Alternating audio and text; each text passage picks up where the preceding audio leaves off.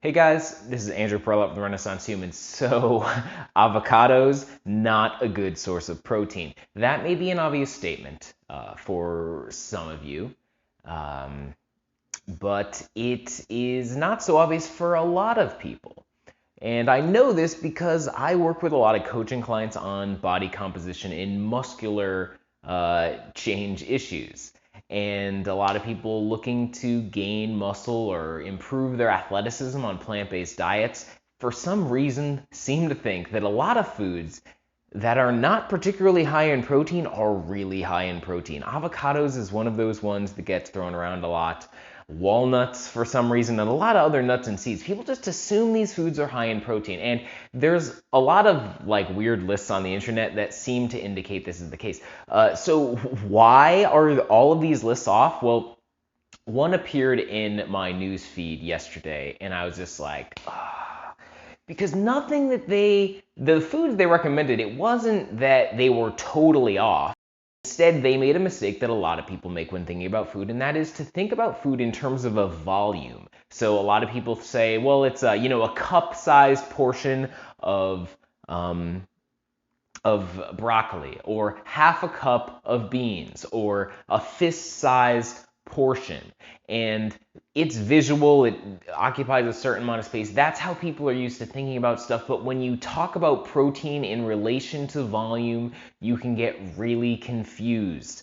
And I think that that's what's happening. So in this article, it was from Men's Health Magazine, which, I don't know, it's a publication. You would think that they would double check their work. But they have not. Let me just see what I wrote down here. So if you look at their top 10, the 10 greatest sources of vegan protein, they tell you that if you're looking for good protein sources, why just have 1 cup of pistachios and have 25 grams of protein?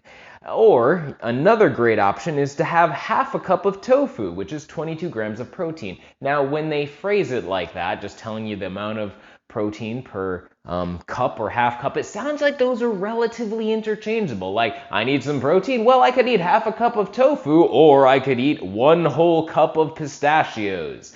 But what they don't tell you is that that information is totally divorced, besides the fact that they're actually wrong, and there's no tofu that would ever give you 22 grams of protein for half a cup. But put that aside, it's completely divorced from any information on calories. And the vast majority of people in this world are struggling to maintain their weight where they want it to, which means that they need to make some changes in the amount of calories that they're taking in. So in a few cases, people are starting plant-based diets and they can't eat enough food to take in enough calories to maintain their body weight. Now, these people still have to care about protein. It's just that they can eat more calories and not worry so much. But most people, they're trying to slim down, and they're hoping that more of the weight that they do have is going to be from muscle instead of fat. So with this in mind, it doesn't really make sense to talk about this information divorced from calories. So let's look at what's really up with pistachios and tofu. The most protein-dense form of tofu in the USDA's database is extra firm tofu, and that's only going to get you 16.7 grams for a half a cup. So the article is incorrect in that regard. But that tofu is actually still the radically better option because 42% of its calories are derived from protein. All calories come from either carbohydrates, proteins, or fats. So those pistachios waste a lot of their calories on fat and some carbohydrates, with just 13% from protein. 200 calorie serving is going to get you 24 grams of protein from that tofu. The same 200 calories from pistachio nuts, 7.2 grams of protein. If you wanted to actually get 24 grams of protein from pistachios, you'd need to eat 688 calories from them, which is more than a quarter of what many smaller people need who are not incredibly physically active. Unless you are a very serious calorie burner, maybe you're, an ultramarathon runner or something, or you are just struggling to put on weight, you're probably not gonna want to choose pistachios for a primary protein source. Now, if you're like, well, I'm gonna eat some kind of fatty food, it's either gonna be an avocado or it's gonna be, a little bit of walnut, or it could be a pistachio. Well, pistachio is your highest protein option, and certainly you should eat some fatty foods, and that's certainly a good option. But you really shouldn't let your diet be dominated by fat.